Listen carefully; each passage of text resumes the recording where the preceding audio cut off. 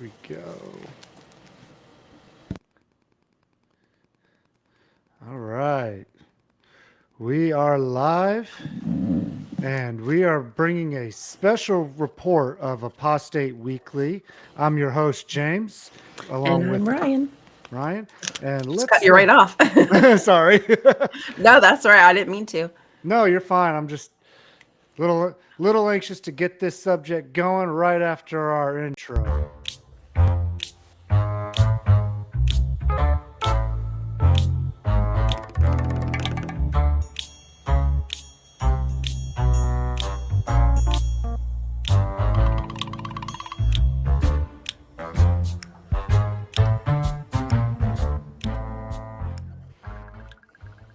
Okay.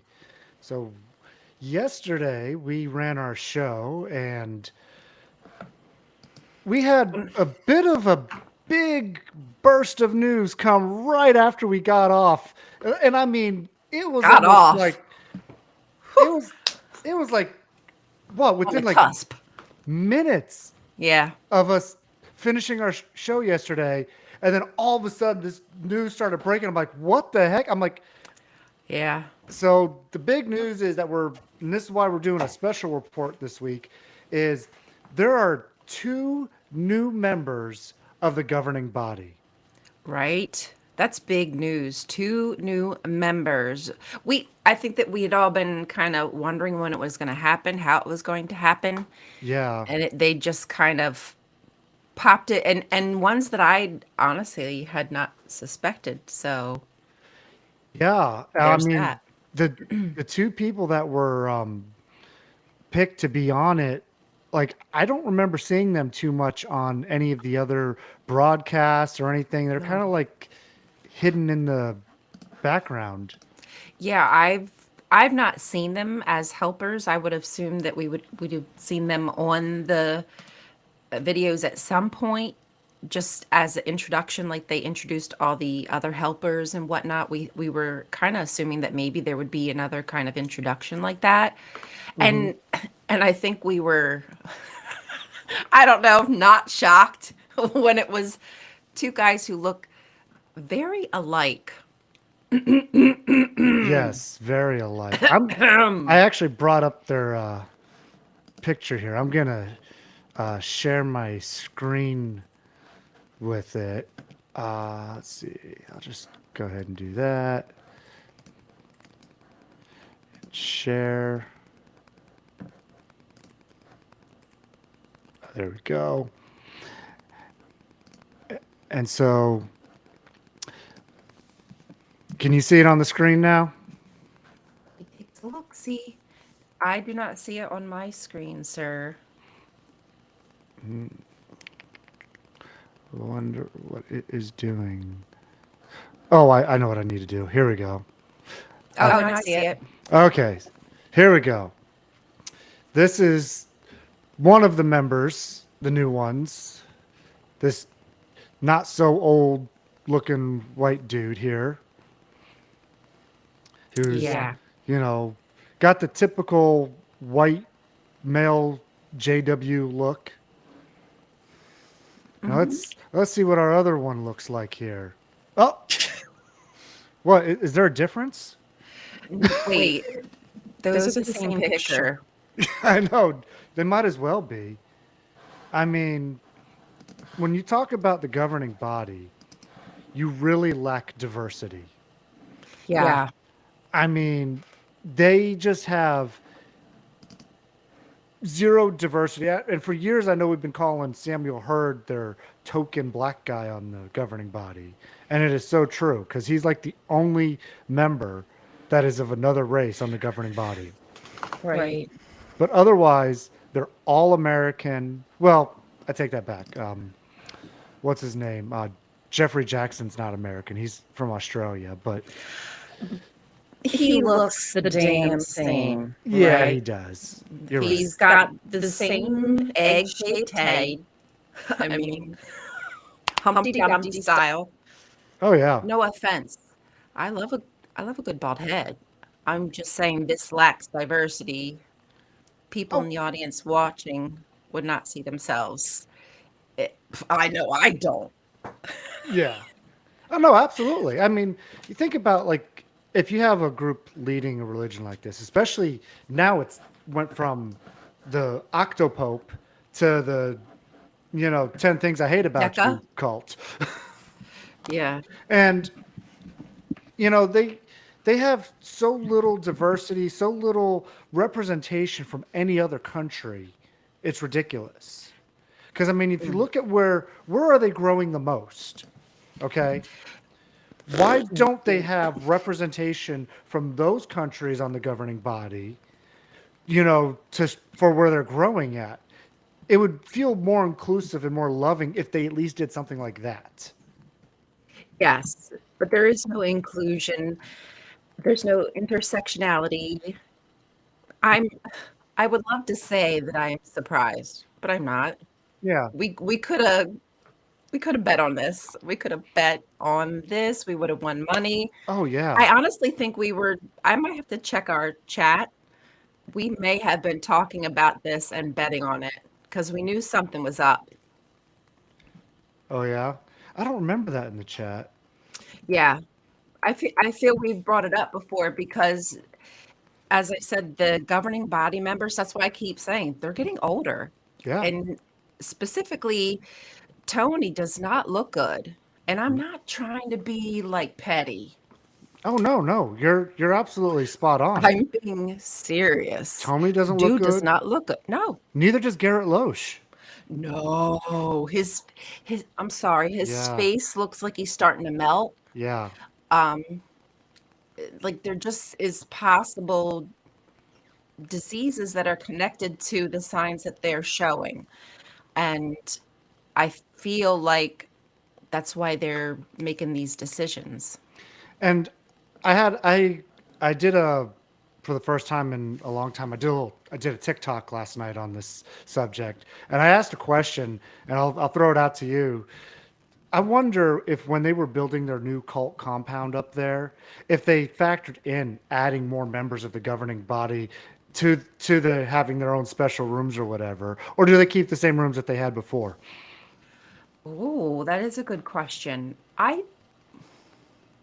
I feel like they wouldn't want to be all moving around, right? Like Yeah. these guys are pretty they're used to having their way and I couldn't see them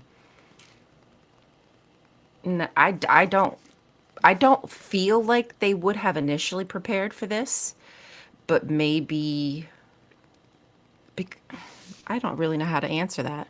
Yeah, I really yeah. don't think that they were prepared for this. I think that this is kind of rash decisions, but there's a possibility that they could be trying to move more towards other religions who do similar kinds of things. Like, don't the Mormons also have like a group of these higher body guys? And maybe they do want to spread it out some more so they can try to forget this 1914 doctrine. Maybe they're just trying to create this space of excitement around all the changes that are happening and they can possibly just let 1914 go and the older ones will die off and the younger ones will forget about it and the ones who stay will get accustomed to this new way of life. I just don't know what they're going to do with the 144,000 chosen ones. Yeah. Like,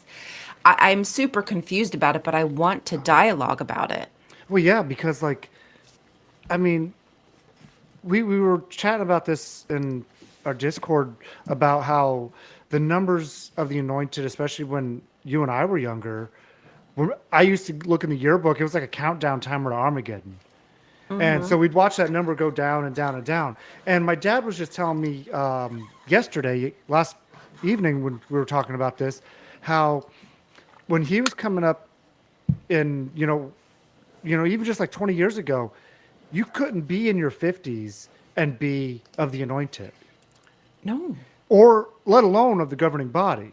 And now that whole thing is shifting to where now these guys, if they look like they're in their 50s, I would say. I don't really know for sure what their ages are, but let's say they are. I say Okay. that's a good guesstimate. If they're in their 50s, that means they were born in the 1970s. So, Or late or late 69? 60s Yeah, to have to be 70s. very late. Right, Yeah. exactly. Yeah, exactly. So, I mean, you're talking these guys are still young. So they still, Hmm. if say they live to their 80s, they still got a long time to serve as governing body members. Hmm. But also the old governing body, I think, needs some young blood in there, young ones, Young ones. to help with the changing of the tides and, like you said, to get away from the 1914 doctrine, because Right. that is probably the biggest lead balloon looming over their heads right now.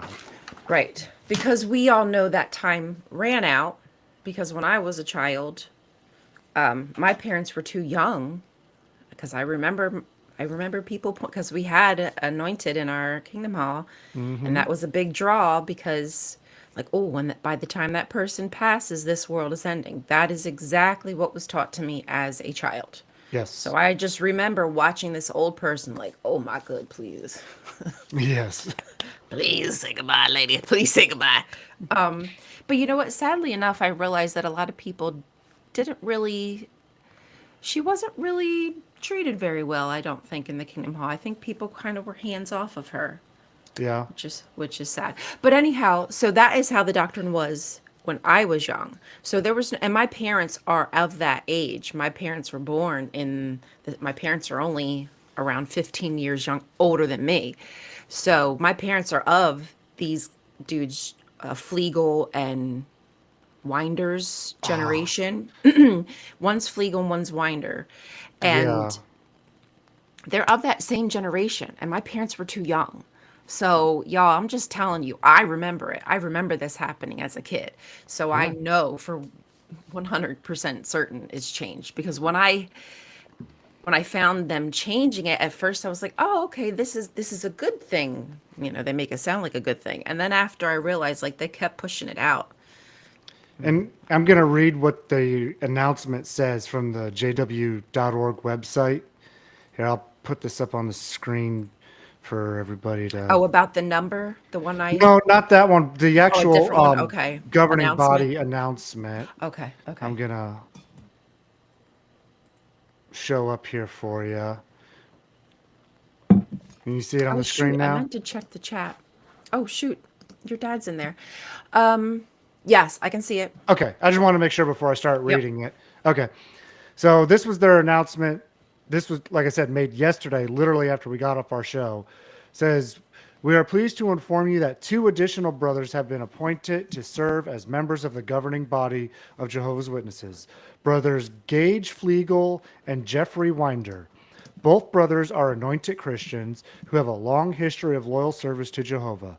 Brother Flegel began his full-time service in 1989 and Bethel service in 1991. Brother Flegel has served as a helper to the service committee of the governing body. Brother Jeffrey Winder began his full-time service in 1986 and Bethel service in 1990. Brother Winder has served as a helper to the personnel committee of the governing body. We thank our Heavenly Father Jehovah for raising up such faithful men to share in the work of the governing body. We pray that Jehovah will richly bless brothers Flegel and Winder and their wives. So, interesting take from that is none of them were governing body helpers. One was a helper to the service committee, and one was a Mhm. helper to the personnel committee. Mhm. So I thought that was kind of interesting. They weren't like the direct helpers like we always see on the broadcast. Right, which is why I found it interesting. This was a little bit out of left field because I would assumed it was somebody that we'd been introduced before because they make such a big deal of introducing these brothers as if like, hey, get used to them, you're going to be seeing them. So wait, so the one started his life service in 86, they said, and Bethel service in 90. Yep. And the other one was very similar, was it not? Yeah, they were So both pretty close in time. so we're talking about lifers here. We're Yeah. talking about people who have spent the majority of their life inside of a walled in like walled in mentally, let's Yeah. be honest, and Oh then yeah. walled in physically, buildings surrounded by sheep of the same flock Well, with if you the think same ab- mentality. if you think about it, just looking back, going to 1990, that's just over 30 years ago now. And you think about being inside in those compounds for over 30 years.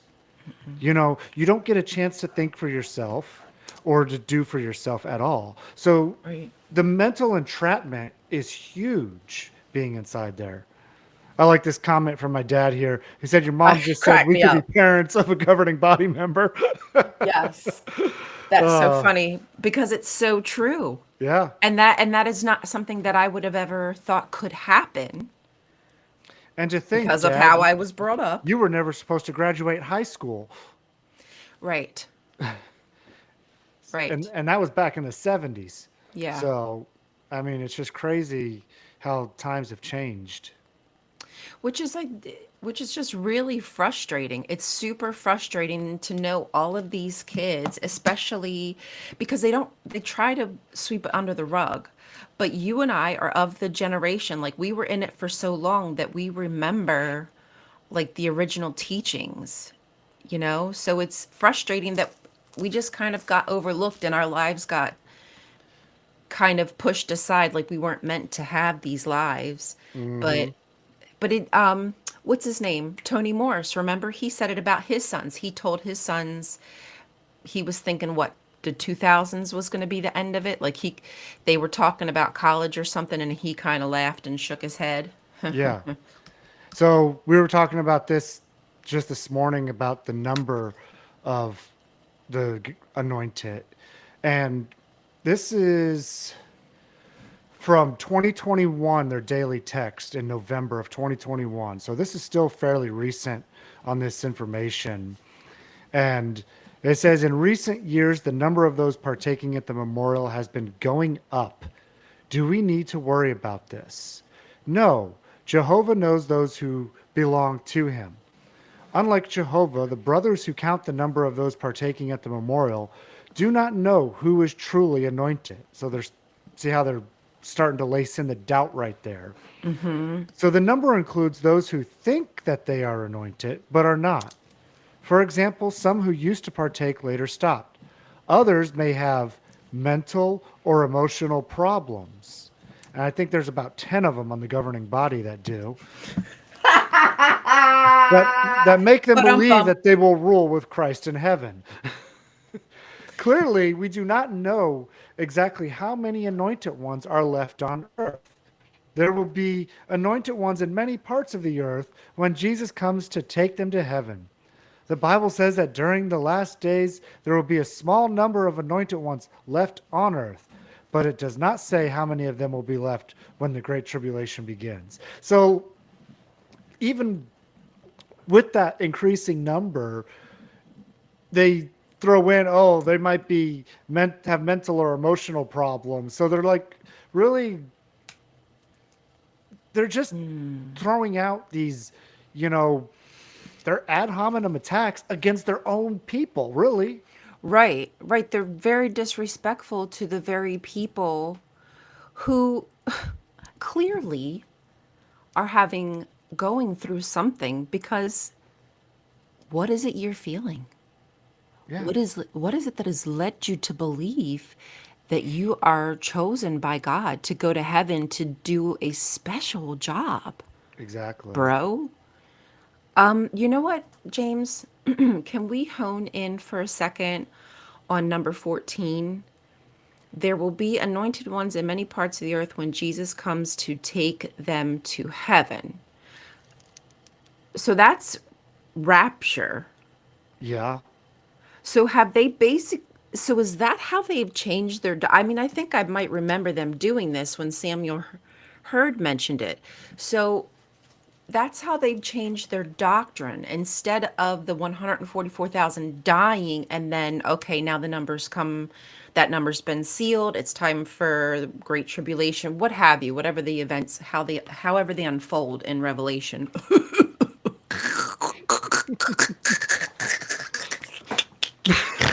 Oh my God, y'all. It just cracks me up because like Revelation was literally about John's life at the time of being on in exiled and being persecuted. Like he's literally writing in this secret apocryphal language. And here they are trying to decipher it in this century, making it about them, of course, typical Christian. I, are you still I there, James? I just want to make sure.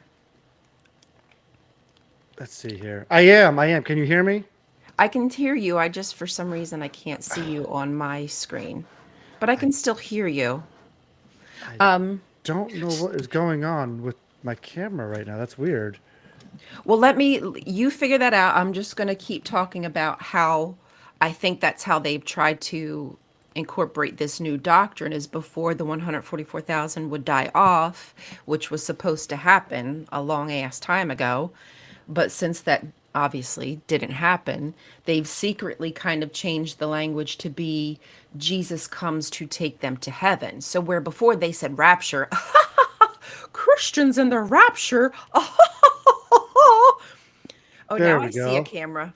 I had to unplug and plug it back in. Oh, But good morning, Judge Flems. Sorry, Judge Flems, I yep. didn't see you in the comments. Good Morning, morning. Judge. Yeah, Yes, so now Jesus is coming. So it doesn't matter about when and how the 144,000 exists because Jesus will just come whenever he comes. I I know I said it kind of funny, but sorry, I couldn't help myself. But When yeah, Jesus comes in all his white army of white, uh, he'll be like a typewriter using his whiteout. we're gone. But yeah, but like it But that really is is. different. They've But they but they've like you were saying, secretly kind of changed that. this really is rapture teaching without using the word rapture. Yes, that's And exactly what that is. because like it's like almost it's like the way they word it there. It's like okay, the anointed are going to be on earth just like you and me are right here, right now, and then all of a sudden God's going to call them up to heaven, and oh, here I go, I'm going up now. You know, before they used to teach, they got to die before they go Yeah. to heaven. Yeah. Yes, exactly. They had to die here on earth and then they just go right on up. Yes. So, anyways, that was our special report for today.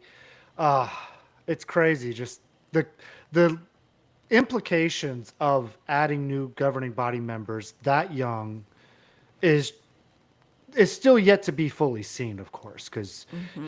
obviously this just happened yesterday, and so we're gonna see in coming months and years what kind of impact these new governing body members are going to have on the organization and how their new ways of teaching and new crazy ideas that they're going to come up with, and we're going to see, are we going to have another one like Anthony Morris, or are we going to have another one like Samuel Hurd?